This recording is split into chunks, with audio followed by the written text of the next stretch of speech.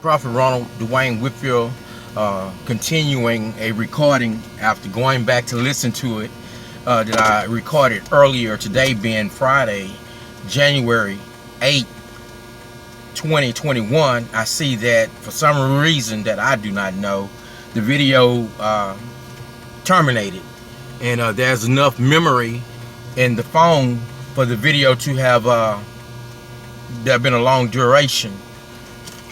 So I've kind of took care of what I had to do, and therefore I am no longer anxious to, do what I was doing, so I can come back and go forward with what was being said.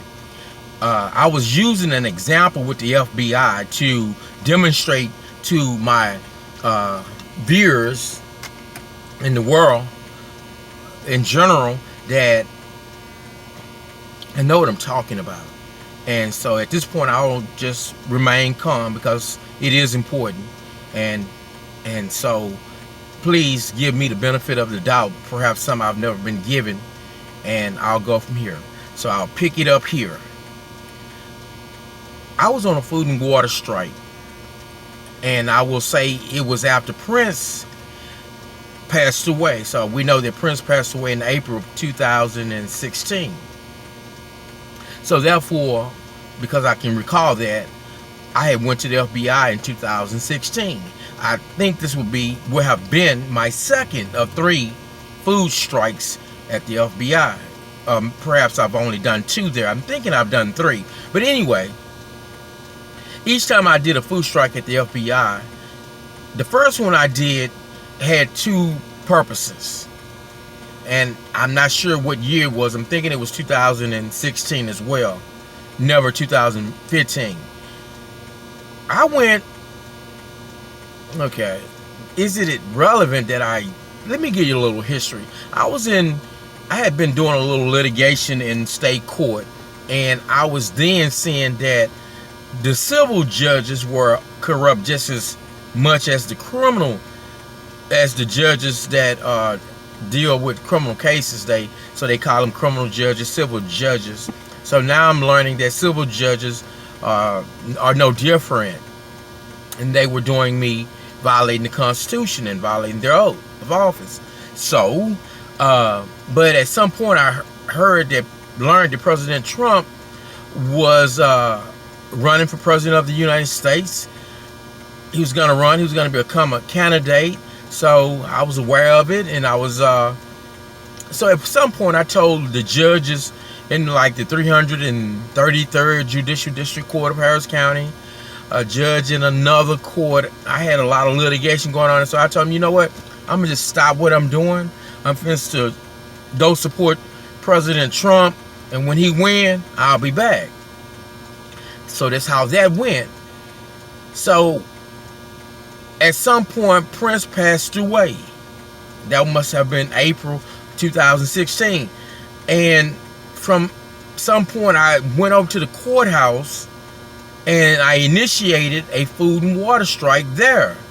And the constables run me off, wouldn't let me peacefully assemble and protest by not eating and drinking water. Just parked out in front of the courthouse and not eating and drinking water.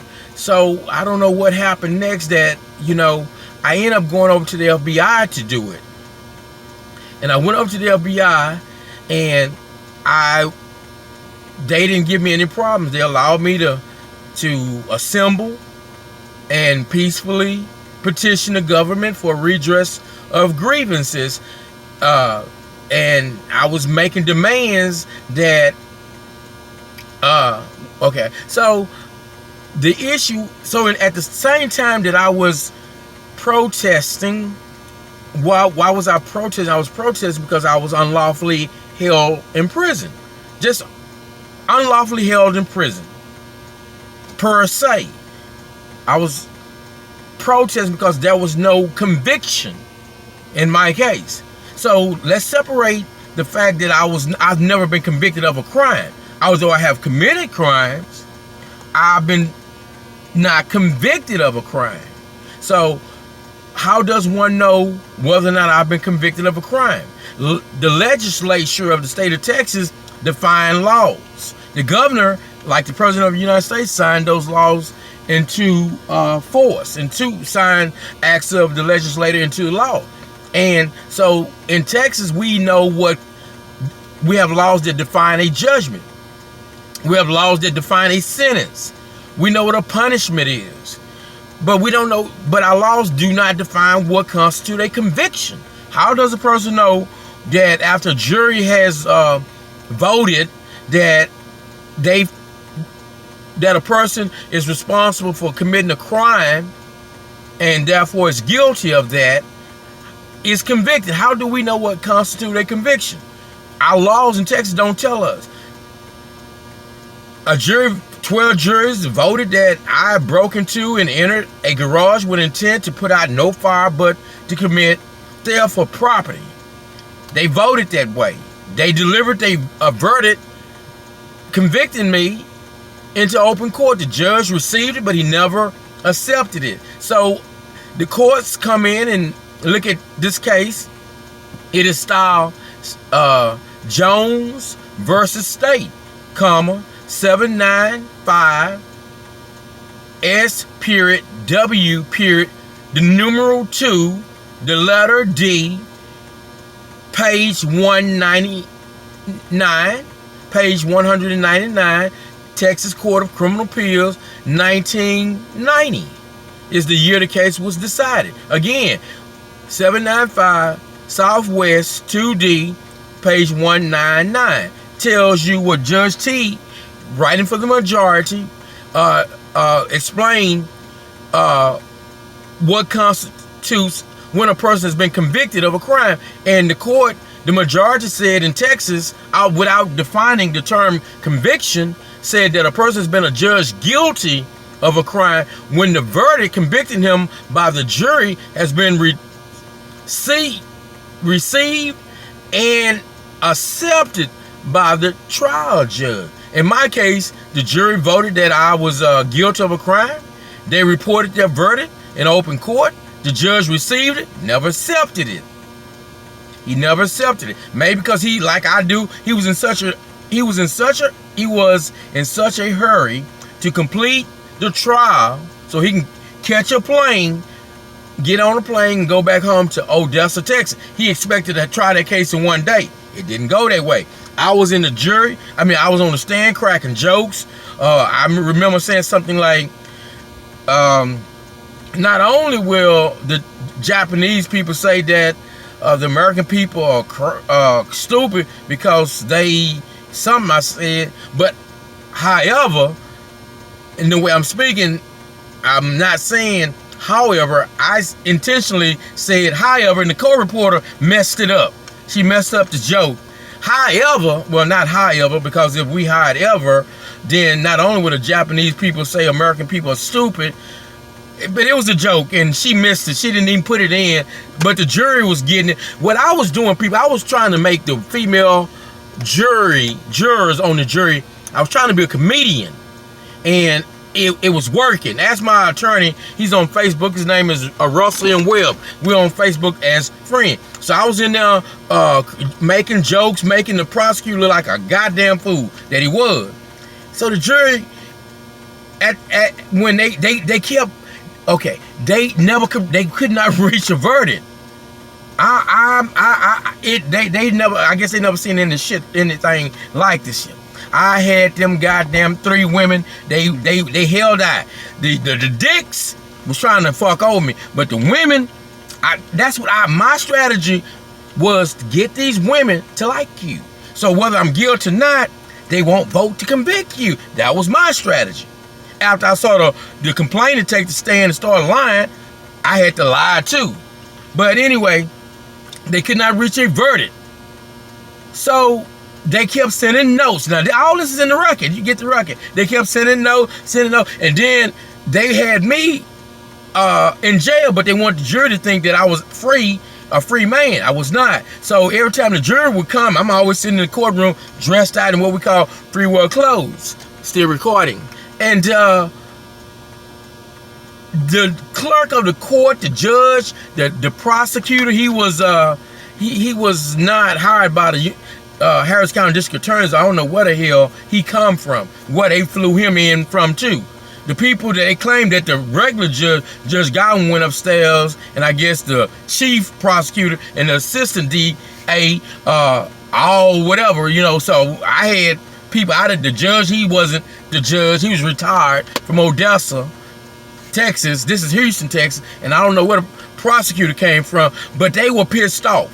And Mr. Webb said, "Ooh, Ronald, you got 3 women jurors. They won't vote guilty." Oh, Ronald. He was just telling me, okay, great.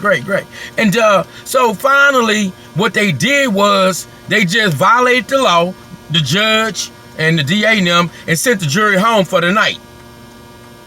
Can't do, they need my permission to do that. They don't tell me what my rights are. They just send them home. And I'm assuming, or I surmise, this is probably what happened. The next day, remember, there's a lot of notes. They just keep sending notes to the judge. They stuck. They hung. My thing was to get the case hung, to keep the jury hung, so they would declare a mistrial. My strategy was, I'm gonna keep getting me a mistrial. I ain't got shit to lose. I ain't finna send my goddamn self to prison. What's wrong with these white folks? So that was my strategy. But like I say, the old white man judge got down. He sent the jury home. They come back next morning. They all of a sudden now got a guilty verdict for my ass. My attorney, he didn't come straight to court. He went to another courtroom because he had other clients to deal with. Then he came. They had like an hour in there. I'm about an hour has passed by. I have no attorney. I don't know what the fuck was going on, because I'm back in the holding tank. In the court's holding tank, and they didn't went forward without my attorney. So I also want to get in real quick and get back to where I'm going with this. Is this prior to, as I did in 1989 as well, I executed what they call a judicial confession, wherein I confessed to the allegation of whatever crime they're saying I committed. I have no intentions of, but this is my strategy to get it at people. I'm not really what you might think I am. I want to get into the courtroom. So in order to get into the courtroom and talk to the judge, I need to pretend that I'm going to plead guilty. So I sign everything they got. And I go, but once I get before the judge and I get my court reporter, because I want proof, typing down everything that's coming out of my mouth and everything everyone else is saying, then the judge calls the case to trial, to a hearing. And then at this point, when I'm allowed to speak, Your Honor, I'm not pleading guilty. I just want to get out here and tell you that they're keeping me in jail. They won't allow me to bail out. They won't let me. I got to stand here and fight every day and all night for my life. It's bad. It's crazy over in the jail. So, and my attorney's not helping me. He's not doing what I want him to do. I ain't never had a probable cause hearing, so the court ain't even lost jurisdiction, people. But so the judge refused to dismiss my attorney, relieve him of his duties, and appoint a new counsel that's gonna do what I want you to do. I'm the one on trial. If your defense fail, guess who has to go do the time? Not you, but me. So you're gonna do what I say. It's so long as what I say is, you may not want to do it because you want to help them. Call from mama. Your reasons are, but you got to do what I say. So if I say go investigate, you got to go investigate. But anyway, they saw that I wasn't a damn fool. They saw that I wasn't first to send my own self to prison. I'm doing this to demonstrate to you I got insight. I know how to fuck over them. I know how to beat them at their own game. My thing, what I was telling to the state of Texas, bitch, I'm gonna make you go broke. You're gonna keep hiring 12 people. You finna spend all your day putting the jury panel together. And you got to feed them, you got to pay them. And then I'm gonna come in here and I'm gonna be a goddamn comedian. I'm gonna keep getting your jurors hung. So this is what we can do. You can dismiss this shit. Or you can either play my game, because I'm not finna play yours. Maybe I'm wrong. Maybe people who are gonna hear this ain't gonna like what the fuck I'm saying. That's the way I play. I'm finna make you hoes go broke before I go to, I'm not finna just send my goddamn self to prison. Who does that? That's stupid. Why in the fuck would I send my, I don't give a fuck if I'm on death, if I'm facing death. Bitch, I ain't making no plea bargains with you hoes. I mean, it just doesn't make sense. When I made a plea bargain with these son of bitches, which I have, that because they was gonna let me go home. I'm not finna make a plea bargain with you to send myself to prison. To me, that is stupid. Fuck, I like sending my goddamn self to prison. They didn't get it. It just doesn't make any sense to me. Now, okay, so I'm assuming that the next morning they took that judicial confession, which should have been destroyed, and just left it in the jury room. So when they came to back to court the next morning to resume deliberating, which should have never occurred. They should have never, like O.J. Simpson's jury, they never could, I hear, separate. They never could go home. They had to go to hotel. They couldn't look at no news or nothing. And they violate the Black Lives Matter. Black lives don't matter. Fuck that shit. That's bullshit. It matters, but not because they say it matters. It doesn't matter because they say Black Lives, the organization. That's not why Black Lives matter. And Antifa, everybody got their own agenda. I got mine, you got yours. Come on, we're gonna be real. So the next morning, I'm assuming, I would assume that they call themselves getting down, gonna take the document that I had signed on March 17, 1992. Yeah. And just leave it in the jury room. So when them white folks went up in there, what's this? I, Ronald Dwayne Whitfield, judicially confess that I heretofore on about December 10, 1991, with intent to commit theft, entered a building not open to the public with intent to commit theft for property without the effective consent of the owner, namely without the consent of any kind. And then they saw this here, I'm assuming. And then by the time my attorney got there, they came and got me, the bailiff, brought me into the courtroom. Have you reached the verdict? Yes, we have, Your Honor. Give it to the bailiff. Bailiff, bald head nigga, give it to the judge. Judge, we the jury, cause number 617-718, State of Texas versus Ronald Dwayne Whitfield. Verdict of the jury. We, the jury, find the defendant, Ronald Dwayne Whitfield, guilty of the offense of burglary of a building with intent to commit theft as charged in the indictments. Signed by verdict of the jury. Okay, he received the verdict. Got to also accept it. When he accepts it, at this time, Mr. Whitfield, let me go further. Then he would, Mr. Whitfield, would you like the jury to be polled? Yes, Your Honor. Okay, so you can sit down, Mr. Whitfield. What this means, people, I'm going to ask each one of you if this is your verdict, and you will affirm or whatever, a nod. He do all 12 of them. All of them say that's their verdict. All right, you can leave, and now you can talk and not talk about the case if you want to. You can collect your money at the clerk, however, whatever he was telling them, but you can get the fuck on. Okay, they leave. He was supposed to, at this point then, because there's more to. You have to convict. So so because the conviction has to become complete. So after he received, then he had to go on to say, at this time, Mr. Whitfield, I accept the verdict of the jury for the court. I'm not the court, but I accept the verdict of the jury for the court, and I accept the verdict for the jury for the court.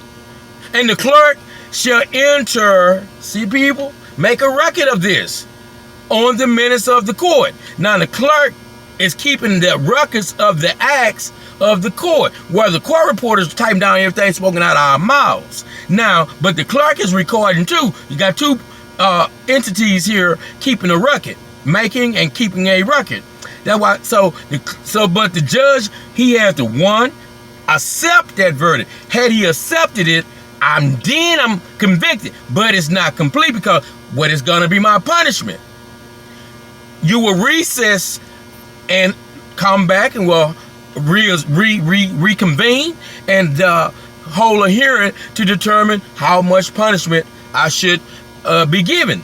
And so Okay, I've said. So he did not. And so now, okay, I know it's in there. People are going to understand it. So now, once he does that and orders the clerk, directs the clerk to enter the verdict of the jury in the minutes of the court, that will read just what you just heard the judge reading that the jury said. So the clerk of the court will write, we, the jury, find. And that's when you go look at the minutes, you see that's the record. That's what happened. So now I've been convicted. So now, say the judge has determined what my punishment is going to be.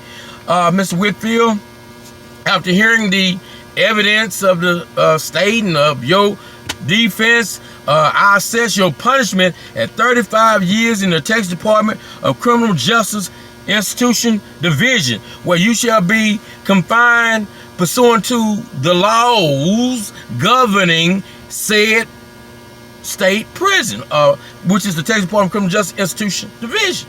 So whatever the laws are in Texas that governs our prison system, you shall be confined in accordance with those laws. So if the laws allow you to go out into a trailer and fuck your wife, then according to the prison authorities, you are a good inmate and you don't have disciplinary, however the policies of the prison system is, then you go out and fuck your wife in the trailer. If the laws of the state of Texas provide for the furlough, where you get to leave prison and go home for the weekend, whenever, the laws allow you to be released on parole, you get it? Then that's how you will be doing your time. So at this time, Mr. Whitfield, do stand up. Now you stand up. Do you know of any reason why I shall not pronounce sentence? Notice I just said punishment. I had my punishment hearing. Now he needs to impose, pronounce or declare the sentence of the law. Ronald Dwayne, it is hereby ordered, a judge and decreed that the defendant, Ronald Dwayne Whitfield, who has been a judge guilty by verdict of the jury and whose punishment has been assessed by the court for a term of 35 years in the Texas Department of Criminal Justice Institution, be ordered now, shall be delivered by the sheriff of Harris County to the director of the Texas Department of Criminal Justice Institution Division to be confined for a period of 35 years in accordance with the laws of the state of Texas. Good luck to you, Mr. Whitfield. And the defendant is remanded to jail to await further orders from the court, which is the execution. So we got this thing that we call a commitment or mittimus. And that is what orders the clerk at this time deliver this person to the Texas prison system. However, if I appeal, then you cannot punish me. You cannot take me from the county jail and deliver me to prison, because once I get there, they not gonna treat me as a defendant. They're gonna treat me as a convict, a prisoner. They're gonna make my ass go to work. They're not gonna treat me any different. Once I get there, the punishment will be meted or inflicted upon me. So I'm supposed to read, but they get away with too much shit. God is tired of it, Mr. Trump. Am I talking now that you get it? When I appeal the judgment of the court, but there was no judgment to appeal. A judge signed an instrument. It said judgment on the paper. He signed an instrument with the case number, State of Texas versus Ronald Dwayne Whitfield, cause number 6177718 in the Harris County District Court, when the 174 Judicial District Court of Harris County, Texas, cause number 6177718. State of Texas versus Ronald Dwayne Whitfield, judgment of conviction, and it recites a lot of information, but like it says in 677 Southwest 2D, beginning at page 518, that ain't no motherfucking judge, as well as in Jones versus State. The case I just cited is Wilson versus State. Wilson versus State, 677 Southwest 2D, beginning at page 518. The year was 1984. Everything I'm telling you, the court is already held. That court said in that case that this piece of goddamn paper that the prison director received, that is hearsay. That shit ain't got no authority. It has nothing. It's trash. Send that man back to the county jail. That's what that meant. It's hearsay. It had no file mark on it, indicating that it was filed, its own file in a record in a public office, And when they file it, people, see, that's the problem with Texas law. Kind of creates a problem, because if you go look at Texas Code of Criminal Procedure, Article 4201, defining what constitutes a judgment. According to that law, it says that a judgment is the written declaration of the court signed by the trial judge, and, which is a conjunction, we have 8 parts of speech, entered of record in the minutes of the court. That's when a judgment comes alive, because this judgment that supposedly convicts me has not been entered on the court's official record, which is its minutes. It is not complete. It's a piece of paper signed by the trial judge, but there's no record of. Look at Texas Code, or rather Texas Rules of Civil Procedure, Rule 20. In our state, we have minutes of a court which must be signed by the trial judge or the presiding judge, whomever the proceedings were held before. Because there has been no minute. The minutes do not reflect that the judgment, that the verdict was accepted. It does not reflect that, the docket sheet does not show that that instrument was filed, which had it been filed. That is its rendition, and they come into being contemporaneously. So the minutes, the docket sheet does not, but it shows an indictment was filed. It shows that a complaint was filed. The first thing it shows was filed was a complaint. There must be an affidavit of probable cause. They have none. So they never had a case against me. But like I say, when in Trump's second term, all this shit can come out. All these people being put, you can't just take the pride. When I was arrested, they had 24 hours unless it was on a weekend. Then in that case, I think 48 hours, 24, 72 hours. If it occurs on a Friday, if you're arrested on a Friday, then you're brought to court on Monday unless it's a holiday. I was arrested on a Tuesday. And I appeared in court on Wednesday, December 11, 1991. At that time, the judge had to make a determination of probable cause. The docket sheet say I somehow waived his duty imposed upon him by the 4th Amendment of the United States. So little old me got the power to waive a judge's duty to make a finding of probable cause to see if my arrest is lawful. I did not waive a damn thing. But the docket sheet said, yes, you did. Okay, I did that. Docket sheet say I did. Docket sheet say also a complaint was filed. Docket sheet say a complaint was filed. Complaint is filed. A docket sheet say an indictment was filed. There's the docket. Yep, here it is right here. There's the docket indictment in the file. Docket sheet does not say a judgment was filed. Okay, it don't exist. Let me look in the minutes too. Oh, it's not here either. Why is Whitfield? So now you see why I'm in prison, world. You see why I'm in prison not eating for 29 days? I went on a lot of food. I probably gone on 200 food strikes. But the longest I ever made it was 29 days. Look what happened in Job in the Bible. Read the story of Job in the Bible. I am blameless. They can't tell me anything. I know I'm not here lawfully. Okay, so it look like the phone light went dim. Maybe this will make it go back bright. Yes. So I know I might. But see, damn how irrational, radical I am. They made me this way. Because I'm so frustrated. I've been holding this shit in. Can't get people to understand simple shit. If I'm listening to someone saying this shit to me, what I'm saying is going to make sense. I would say that makes sense, but is it true? If what he's saying, I get it, it makes sense. I tell people, they sit up there and look blank-faced. People don't say, oh, really? People, a lot of people, I engage me, I get it. Oh, okay.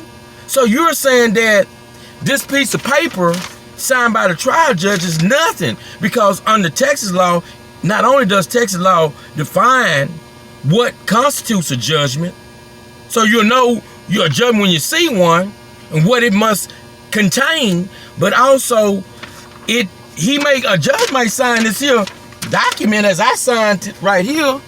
See my name? I might sign it. The trial might be held on Friday, which mine was Thursday and Friday. It ended on Friday.